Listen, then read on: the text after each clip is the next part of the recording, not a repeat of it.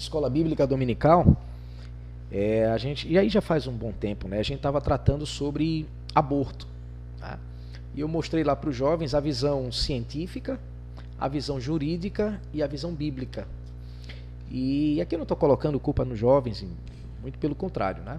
Mas muitas vezes o pessoal está mais, digamos assim, antenado com a visão jurídica, com a visão científica, do que com a visão bíblica. E uma das coisas que eu mostrei para o pessoal naquele dia foi qual a visão que a Bíblia tem a respeito de aborto. E aí foi para o Antigo Testamento, né? Quando está lá o livro de Êxodo 21, se eu não me engano, 22, quando diz assim, olha, se dois homens estiverem brigando, uma mulher grávida entrar no meio e um deles acertar ela, e ela vier a perder a criança, olho por olho, dente por dente. Aquele feto tem o mesmo valor de um adulto nesse sentido. Você vai para o Salmo 139, Davi diz, olha, eu era uma substância, não era nem um feto, eu era uma substância informe. Os teus olhos já me viram, e todos os meus dias já estavam escritos no teu livro. E aí a gente foi, João Batista, né, cheio do Espírito Santo, ainda no ventre, era um feto ali, né, nesse sentido. Então a gente foi trazendo algumas coisas para o pessoal.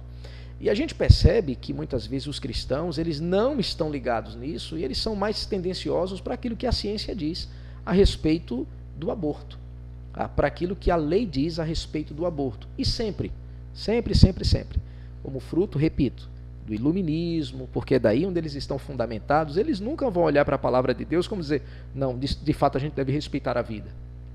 De fato a gente deve respeitar a vida ainda no ventre.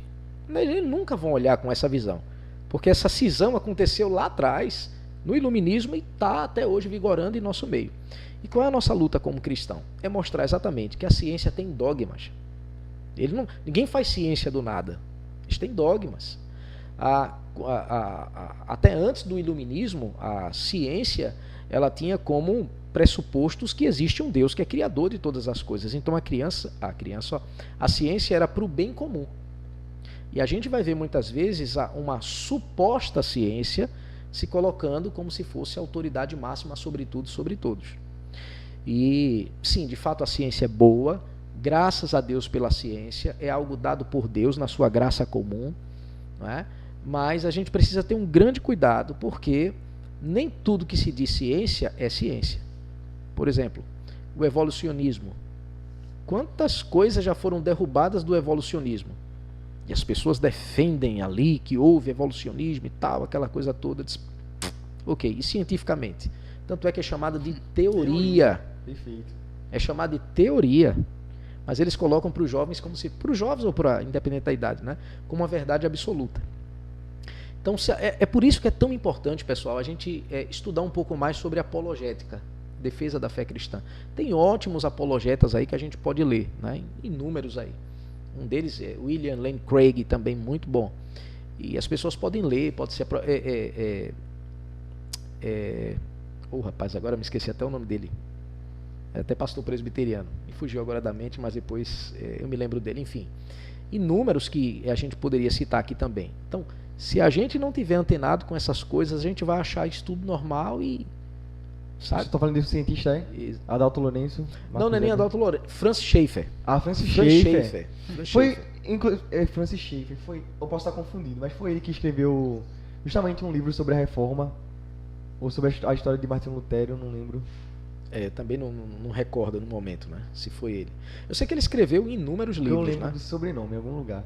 Mas escreveu vários livros e foi um cara que passou por uma crise de fé muito profunda.